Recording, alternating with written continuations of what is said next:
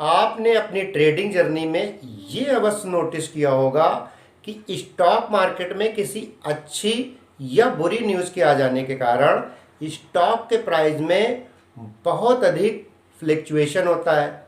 यानी या तो स्टॉक बहुत ज़्यादा गिर जाते हैं या बहुत ज़्यादा बढ़ जाते हैं, जिसके कारण हम उन स्टॉक्स को बाई या सेल नहीं कर पाते। ऐसा मुख्यतः इसलिए होता है क्योंकि उस स्टॉक में सर्किट लग जाता है। अब ये सर्किट क्या होता है, सर्किट कैसे काम करता है और मार्केट पर किस तरह से सर्किट इम्पैक्ट डालता है और मार्केट के कौन कौन से सेगमेंट इससे इफेक्ट होते हैं और क्या सर्किट के विषय में आपका जानना जरूरी है, सब कुछ बताऊंगा आज मैं इस एजुकेशनल वीडियो में। अगर आप वास्तव में कुछ नया सीखना चाहते हैं तो इस वीडियो में अंत तक बने रहें। तो नमस्कार दोस्तों, स्वागत है आपका आप ही के चैनल आस्क फॉर वेल्थ में। और जो लोग इस चैनल पर पहली बार विजिट किए हैं, चैनल को सब्सक्राइब कर लीजिए ताकि इस चैनल पर अपलोड होने वाले सभी बेहतरीन सुपर कंटेंट वाले और शानदार वीडियो आपसे मिस ना हो। तो चलिए करते हैं वीडियो को शुरू।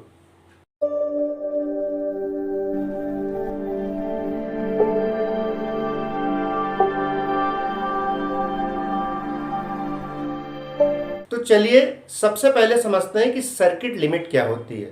साधारण शब्दों में सर्किट किसी स्टॉक के प्राइस की रेंज निर्धारित करती है। रेंज अपसाइड भी हो सकती है और डाउन साइड भी हो सकती है, दोनों तरफ होती है। सर्किट की लिमिट सेबी के द्वारा कंपनी की वैल्यू और उसके प्राइस में होने वाले उतार चढ़ाव को देखते हुए किया जाता है। इसके लिए स्टॉक एक्सचेंज प्रत्येक स्टॉक के लिए एक प्राइस तय करते हैं, जिसके अंदर ही स्टॉक को किसी पर्टिकुलर ट्रेडिंग डे में ट्रेड करना होता है।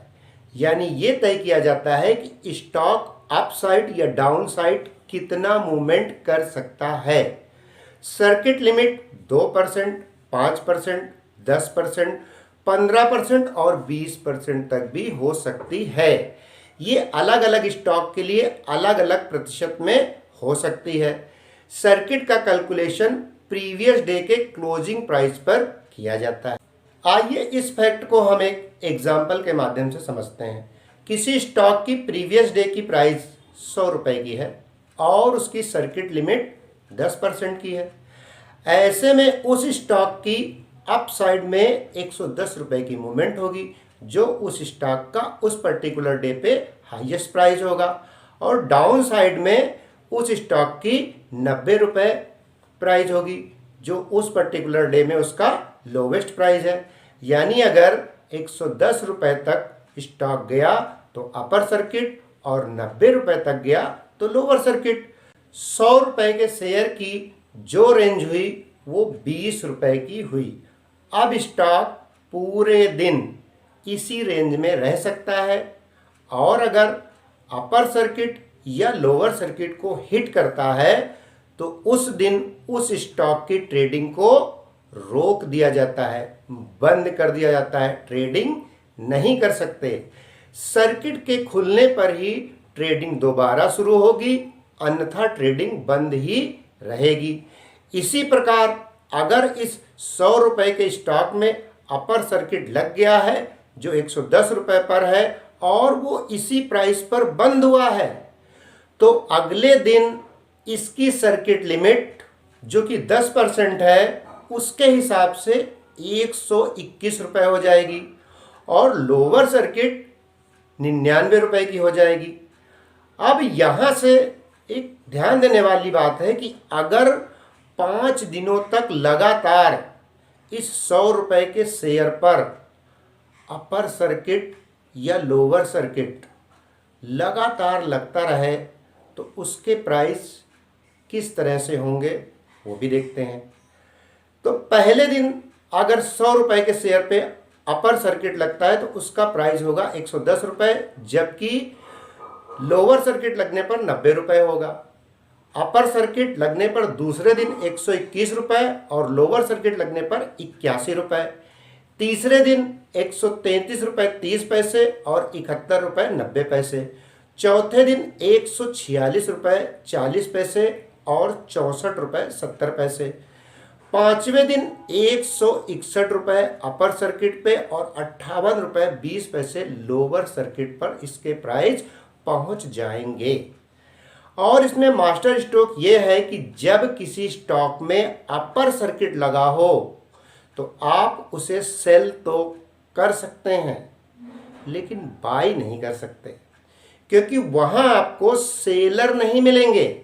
जैसा कि आप स्क्रीन पर देख रहे हैं, इस स्टॉक में 10% का अपर सर्किट लगा है और मार्केट डेप्थ में स्पष्ट रूप से दिखाई दे रहा है कि इसमें बायर तो हैं लेकिन सेलर नहीं है। इसी प्रकार जब एक पर्टिकुलर ट्रेडिंग डे में किसी स्टॉक में लोअर सर्किट लगा हो तो आप उसे बाई तो कर सकते हैं लेकिन सेल नहीं कर सकते, क्योंकि यहाँ स्टॉक के सिर्फ सेलर हैं, बायर बिल्कुल भी नहीं है। आप स्क्रीन पर ध्यान से देखिए, आपको स्पष्ट रूप से समझ में आ जाएगा कि इस स्टॉक में सेलर तो हैं लेकिन बायर नहीं है, क्योंकि आपको सेल करने के लिए बायर की ज़रूरत पड़ेगी। और स्टॉक मार्केट में कोई ट्रांजैक्शन तभी पूरा होता है जब बायर और सेलर दोनों एक्टिव हों।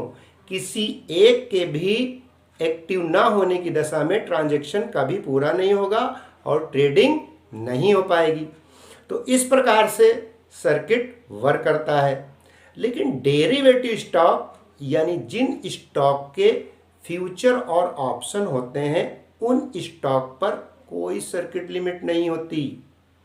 ऐसे स्टॉक के प्राइस एक दिन में कितना भी घट और बढ़ सकते हैं और इनकी ट्रेडिंग भी नहीं रोकी जाती है। इसी कारण हमें ट्रेडिंग करते समय बहुत ध्यान रखना चाहिए कि जिस स्टॉक में आप ट्रेड लेने जा रहे हैं वो डेरिवेटिव में है या नहीं। स्टॉक के बाद हम बात करते हैं इंडेक्स की। इंडेक्स यानी निफ्टी और सेंसेक्स। क्या इन इंडेक्स में भी सर्किट लगता है? जी हाँ, इन पर भी सर्किट का नियम लागू होता है। ये इंडेक्स एक दिन में 10%, 15% या 20% तक ऊपर या नीचे यानी अप साइड या डाउन साइड का मूवमेंट कर सकते हैं। इनको भी समझ लेते हैं।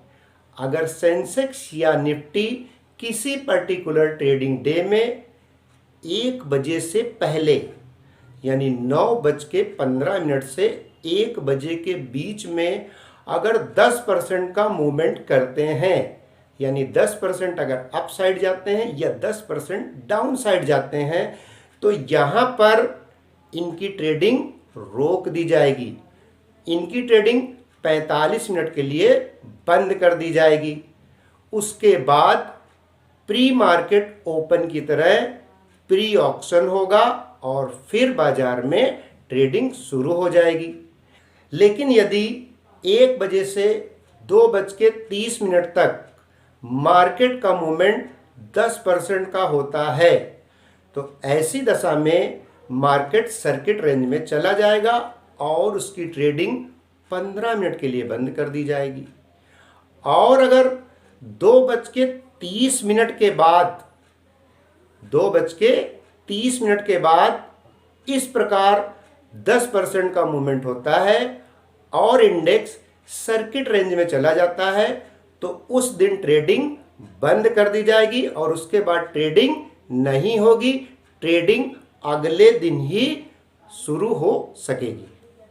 वहीं अगर किसी पर्टिकुलर ट्रेडिंग डे में मार्केट 1 बजे से पहले 15% तक अपसाइड या डाउन साइड मूवमेंट करता है तो मार्केट सर्किट में चली जाएगी, सर्किट जोन में चली जाएगी। तो इस कंडीशन में बाजार 1 घंटा 45 मिनट के लिए ट्रेडिंग को बंद कर देगा, यानी ट्रेडिंग 1.25 घंटे के लिए बंद हो जाएगी। फिर 15 मिनट का प्री ऑक्शन होगा और उसके बाद ही ट्रेडिंग शुरू हो पाएगी। लेकिन अगर मार्केट 1 बजे के बाद और 2 बजे से पहले 15% का अप या डाउन साइड करती है, तो ऐसी स्थिति में मार्केट 45 मिनट के लिए फिर से ट्रेडिंग को बंद कर देगी। और यही कंडीशन अगर 2 बजे के बाद होती है तो भी ट्रेडिंग बंद कर दी जाएगी, फिर उस दिन ट्रेडिंग शुरू नहीं हो सकती है। जबकि मार्केट के 20% अप या डाउन होने पर, अगर कोई मार्केट 20% अप या डाउन हो गई है तो उस दिन ट्रेडिंग पूरी तरह से बंद कर दी जाएगी और दोबारा ट्रेडिंग शुरू नहीं होगी। यानी ट्रेडिंग उस पर्टिकुलर डे में नहीं शुरू होगी, अगले दिन फिर से शुरू होगी। तो इस तरह से इंडेक्स के मामले में सर्किट महत्वपूर्ण रोल प्ले करता है। अब हम आईपीओ यानी इनिशियल पब्लिक ऑफर के विषय में सर्किट का रोल समझ लेते हैं। जिस दिन किसी कंपनी का शेयर स्टॉक मार्केट में पहली बार लिस्टेड होता है, यानी स्टॉक के लिस्टिंग डे पर उस स्टॉक पर किसी तरह का कोई सर्किट नहीं लगा होता है। इस दिन स्टॉक 50% या 60% या उससे ऊपर का भी या नीचे का भी मूवमेंट कर सकता है। यानी ऐसी कंडीशन में स्टॉक 50% अप साइड या 50% डाउन साइड में भी जा सकता है और इस स्टॉक की ट्रेडिंग भी बंद नहीं होगी। लेकिन ऐसा सिर्फ लिस्टिंग डे पर ही होता है। दूसरे दिन से ये स्टॉक भी सर्किट जोन में आ जाता है, यानी स्टॉक एक्सचेंज इस पर भी सर्किट के नियम अन्य शेयरों की तरह लागू कर देता है। तो इस तरह से अचानक स्टॉक और इंडेक्स का मूवमेंट करना निवेशकों के लिए बड़ी कैपिटल का लॉस होता है। यही कारण है कि इन्वेस्टर को अनचाहे उतार चढ़ाव से बचाने के लिए सर्किट ब्रेकर लगाए गए हैं। सर्किट न केवल आपकी सुरक्षा करते हैं बल्कि कुछ कंपनियों के लिए लाल फ्लैग का प्रतिनिधित्व भी करते हैं। इसलिए सर्किट को बहुत ध्यान से समझिएगा, बिल्कुल भी इसको हल्के में न लीजिएगा। अपनी ट्रेडिंग जर्नी में कोई भी ट्रेड लेने से पहले स्टॉक के सर्किट पे विचार करें। वीडियो के संबंध में अपनी राय अवश्य दें, टेंशन फ्री होकर और ध्यानपूर्वक ट्रेडिंग करें। अपनी ट्रेडिंग जर्नी में मस्त रहें। Happy trading.